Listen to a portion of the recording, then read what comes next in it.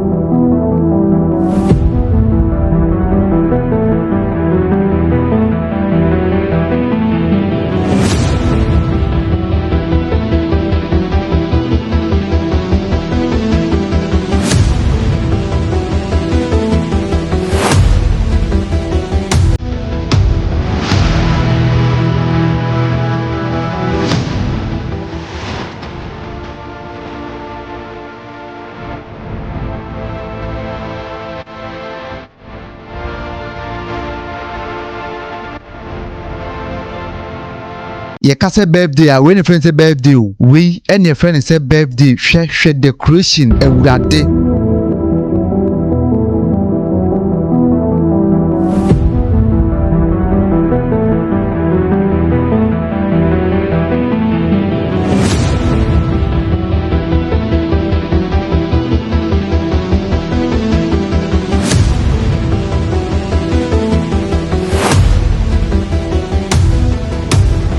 Enti no na je se abusia eye eno ena eye kire se birthday no daytime anase eye anopa session no eno no utim se kwabena ebepie mu Stoneboy ebepie mu ena afi so legendary eye Kofi Kinata eso etimi de nanimonyam ebepie mu Dormaahene Osagyefo Oseadeeyo Agyemang Badu a otosumie Oseadeeyo Eduana Hweaban brane ne nyankom pasachie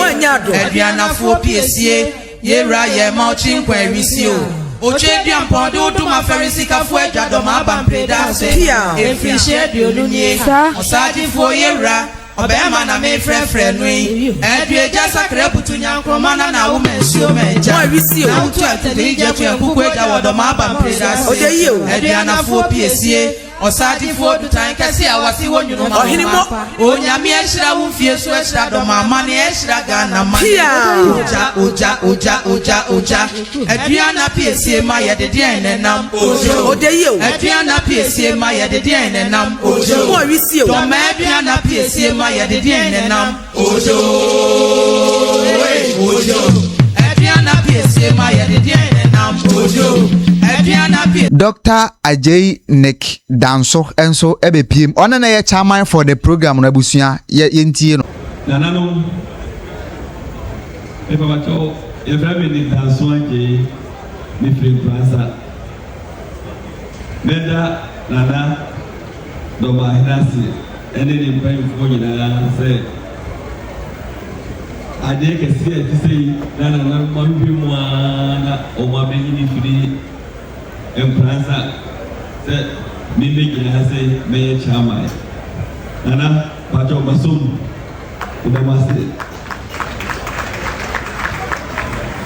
Stoneboy be performing ye kwabena be performing ye ena afi su Kofi Kinata nso ebe performing ye na utimu se my goddess adeno enya agrokura na abusuya eye birthday no na hyase ni wo de hwe decoration a eye beginning no my goddess me hu ye na me hu adwiri me wo de hwe ade hwe wo de hwe decoration Dormaahene Osagyefo Oseadeeyo Agyemang Badu a otosumie Oseadeeyo Eduana Hweaban brane ne nyankom pasachie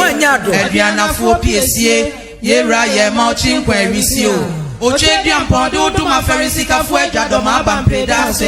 Efrishe diolunye Osagyefo yera obema na me frefre no yi edue jasa krebutu nyankro mana na wo mensuo menja na utu atede je tu enkuku eja wodo ma aba mpredas edue anafo piesie Osagyefo dutan kase awasi wonyuno ma onyame ehira wo fie so ehira do ma mane ehira ga na mane kyerɛ sɛ ennuan ho nyinaa yɛ light o ei dɔma Dormaahene Osagyefo Oseadeeyo Agyemang Badu a otosumie Aduana atwa ban brane ne nyanko mpasachie Aduanafo piesie yera ye ma chinkwa ewisio Ochedia mpode uduma ferisikafo eja doma abampeda se efishe diolunye Osagyefo yera obema na me frefre no yi edue jasa krebutu nyankro mana na wo mensuo menja na utu atede je tu enkuku eja wodo ma abampeda se Aduanafo kyerɛ sɛ yɛ nana Fredu Agyemang Badu ne Rolls Royce dia utimi sɛ one in town wo kyerɛ sɛ sumama hene kura ne ho adwiri no ankasa wo die tie de na asia osum bo kɛsefa media ma prince on ata unite my four mama ye ho atwiye prince oni ata ne ho aye ye be ho bi ye bete ka ho so because modi ade ya sie ya kyese woni baba bi ya emfa in fact ka we de wa mama dinim in se baba ye bi osum bo pa but Rolls Royce die na enka ho ye hye mo bo se pa baby a ye bedi bia ho bekoso aboye ho kasa na ye bedi 120 na eduru ha ye he brave jet kwai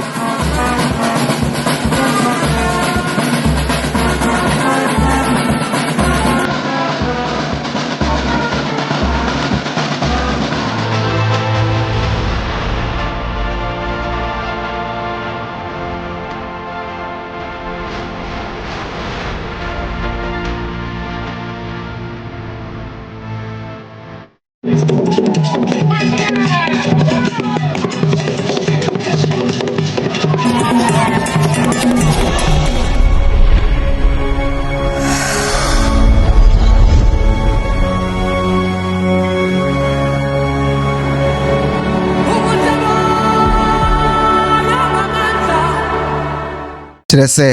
yɛ nuanom man so bekyire bi enofo eto ahofa enye ize maame sɛ wa esusu ebepie mu abusua yɛ hwɛ maame sɛ wa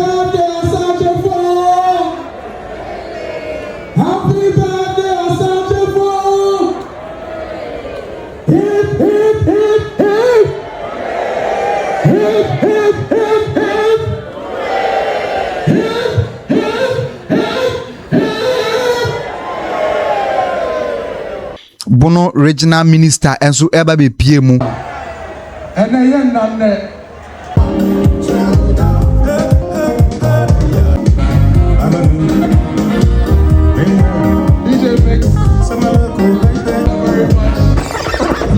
please let's be seated.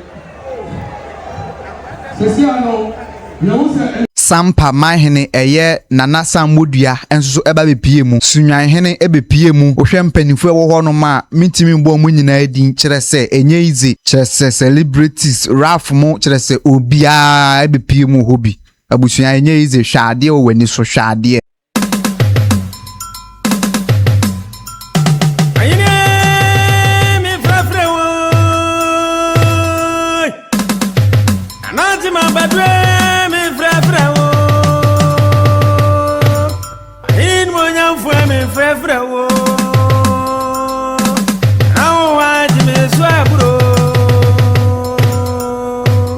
Agyemang Badu, Oseadeeyo no, Dr. Agyemang Badu, Osagyefo no, abempredi ase, okufo ne wo, aduana piesie no, entempra kwa wuti buti kwa koi, ayerekiti atiki dende no, tata bua kutente kuntana, opata konje kubobu, asrifikante. Na sana nana Dormaahene sa odi asasa kyerɛ sɛ ebra Kofi Kinata performing na utimu sɛ eye